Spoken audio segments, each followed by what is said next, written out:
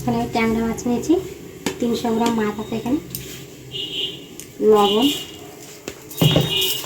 হলুদ আর সামান্য একটু সর্ষের তেল দিয়ে মাছটা ভালো করে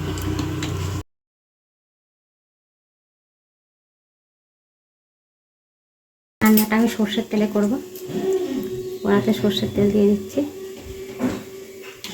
সামান্য একটু লবণ দিয়ে দিচ্ছি।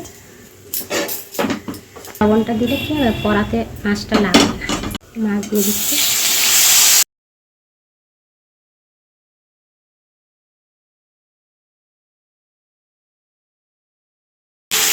মাছের থেকে তেল ছেড়ে দিই।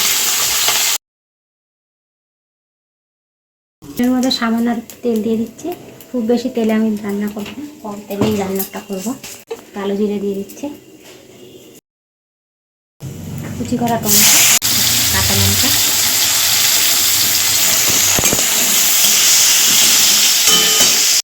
হলুদ, স্বাদ মতো লবণ,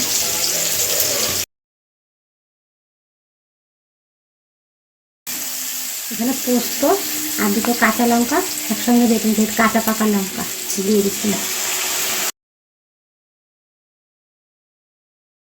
হচ্ছে কাশ্মীরি লঙ্কা গুঁড়ো, কালারটা সুন্দর হচ্ছে না।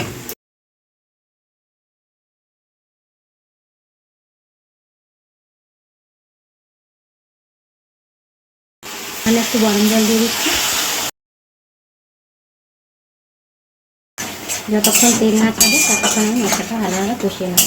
এখানে আমি একটু টুকরো করে বড় করে একটু টমেটো রেখেছি, টমেটোটা দিয়ে দিচ্ছি, দুটো কাঁচা পাকা লঙ্কা। এবার যে মাছগুলোকে আমি ভেজে রেখেছিলাম সেই মাছগুলো সঙ্গে দিয়ে দিচ্ছি।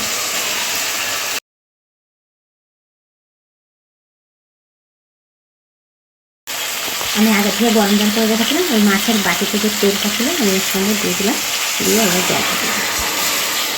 গরম জল দিলে মাছের ঝোলে ভালো হবে। আমি আর একটু জল, এইভাবে তোমরা একবার রান্না করে খেয়ে দেখবে কতটা টেস্ট হয়।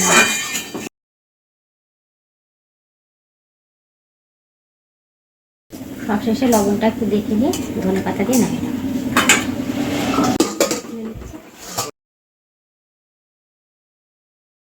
এবার একটু ধনে পাতা দিয়ে নামিয়ে নেব।